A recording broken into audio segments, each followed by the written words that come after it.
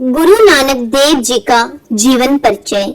एक गृहस्थ से कैसे बने सिख धर्म के संस्थापक। गुरु नानक देव का जन्म कार्तिक पूर्णिमा के दिन हुआ था, इसलिए ये दिन बहुत धूमधाम से मनाया जाता है। गुरु नानक देव जी सिख धर्म के प्रथम गुरु थे, इसलिए इस दिन को गुरु पर्व के रूप में भी मनाया जाता है। गुरु नानक देव के उपदेश आज भी लोगों को प्रेरित करते हैं।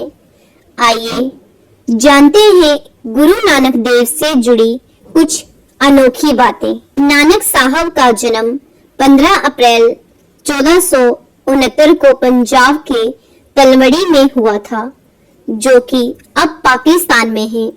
इस जगह को ननकाना साहब के नाम से भी जाना जाता है। गुरु नानक देव जी का जन्म ऐसे समय में हुआ था जब लोग अंधविश्वास और आडंबरों को ज्यादा मानते थे। बचपन से ही गुरु नानक जी का मन आध्यात्मिक चीजों की तरफ ज्यादा था। हिंदू परिवार में जन्मे गुरु नानक ने सभी धर्मों का व्यापक रूप से अध्ययन किया, जिसकी वजह से वो बचपन से ही आध्यात्मिक और ज्ञानी हो गए थे।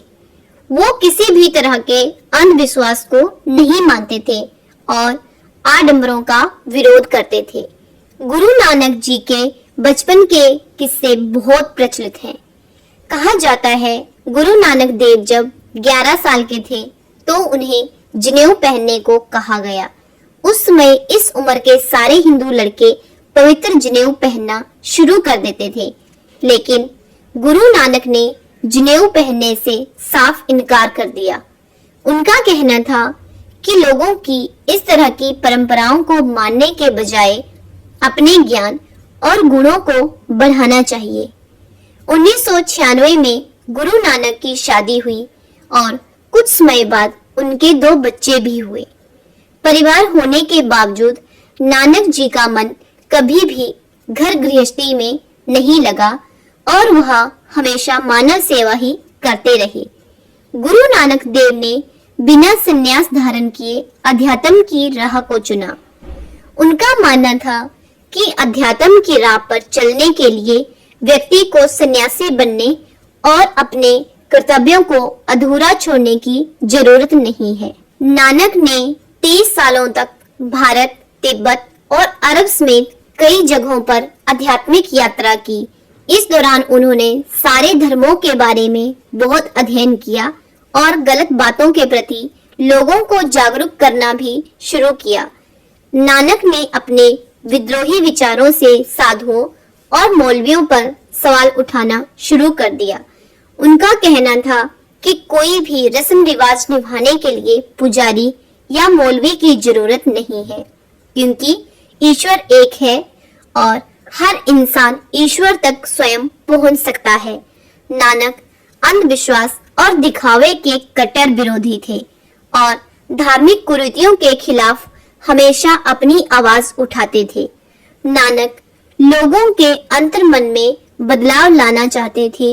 वो आजीवन लोगों को यह समझाते रहे कि लोभ, लालच बुरी बलाएं हैं।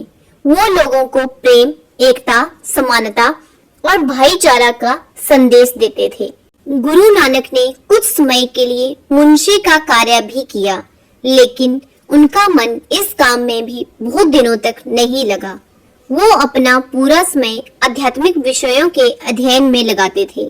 नानक का मानना था कि अध्यात्म की राह पर सिर्फ चिंतन के जरिए ही आगे बढ़ा जा सकता है। उनका पूरा जीवन धार्मिक उपदेश में बीता। गुरु नानक देव ने अपने अंतिम दिन पंजाब के करतारपुर में लोगों को शिक्षा देते हुए गुजारे। उनका उपदेश सुनने के लिए दूर दूर से लोग आते थे। उनकी शिक्षाओं को 974 भजनों के रूप में अमर किया गया, जिसे सिख धर्म के लोग गुरु ग्रंथ साहिब के रूप में मानते हैं। गुरु नानक ने कई तरह के धार्मिक सुधार किए, जिनमें से एक जाति व्यवस्था को खत्म करना था। उन्होंने लोगों के मन में ये भावना स्थापित की कि हर इंसान एक है, चाहे वो किसी भी जाति का हो। गुरु नानक जी को विश्व भर में सांप्रदायिक एकता, सच्चाई, शांति, सद्भाव के ज्ञान को बांटने के लिए याद किया जाता है। धन्यवाद दोस्तों। आशा करती हूँ गुरु नानक देव जी के जीवन से आपको बहुत कुछ सीखने के लिए मिलेगा। धन्यवाद।